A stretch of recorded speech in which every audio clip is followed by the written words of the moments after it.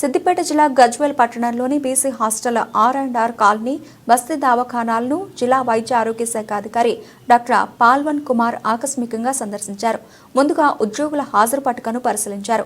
ప్రజలకు అందుతున్న ఆరోగ్య సేవల గురించి సిబ్బందిని అడిగి తెలుసుకుని ఆరోగ్య కేంద్రంలో ల్యాబ్లో నిర్వహిస్తున్న రక్త పరీక్షల నమూనాలను రికార్డులను పరిశీలించారు. అక్కడి నుంచి ఫార్మసీ స్టోర్ను సందర్శించి మందులను పరిశీలించారు. ప్రజలకు నాణ్యమైన వైద్య సేవలు అందించాలని సూచించారు.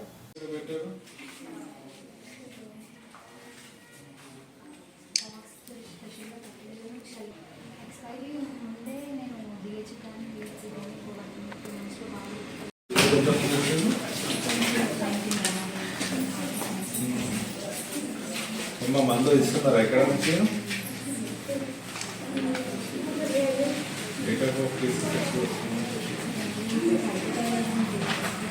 ఓకే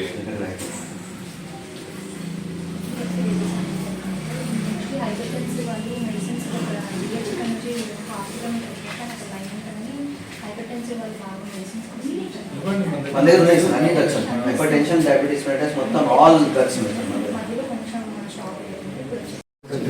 ఇవ్వండి కదా. అంటే ఎందుకంటే ఇప్పుడు మనము 30-35 ఇయర్స్ దాటిన తర్వాత అట్లీస్ట్ కంప్లీట్ ఎగ్జామినేషన్స్ అన్ని చేయించగలిగితే యూస్ఫుల్ అవుతుంది కదా. మళ్ళీ రీనల్ ప్రాబ్లమ్స్ కానీ ఏదైనా సరే అన్ని రొటీన్ ఇన్వెస్టిగేషన్స్ అన్ని చేయించండి. 30 ఇయర్స్ దాటిన వాళ్ళకి కంపల్సరీ ఎవరి 3 months 6 months అట్లా రిపీట్ అవుతూ ఉంటుంది. ఎంత ఉంది పాపులేషన్?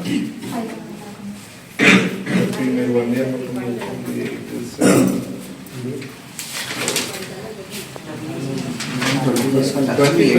ఫీజిబుల్ బట్టి జస్ట్ లైక్ ఇప్పుడు ఉండాలి, కంపల్సరీగా బ్లాక్ కవర్ తోటి ఉండాలి, దానిపైన రాయాలి బ్లాక్ బాక్స్ అని. సో ఎక్స్పైర్ అయిపోయిన డ్రగ్స్ ని ఎక్కడ అక్కడ పడేయకుండా అందులో స్టోర్ చేయాలి. అన్ని కామన్ గా ఒకసారి ప్రాపర్ డిస్పోజల్ చేద్దాం. అది కంపల్సరీగా జరగాలి.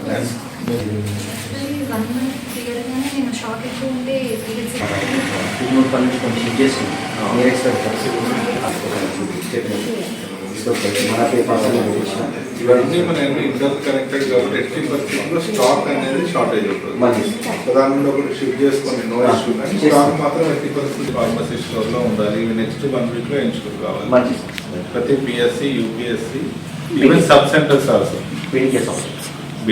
సబ్ సెంటర్స్ లో కూడా మనకి కంపల్సరీగా, ఎందుకంటే సబ్ సెంటర్ లో కూడా మెడిసిన్ పెడతాం కాబట్టి వాళ్ళు కూడా main cards and black box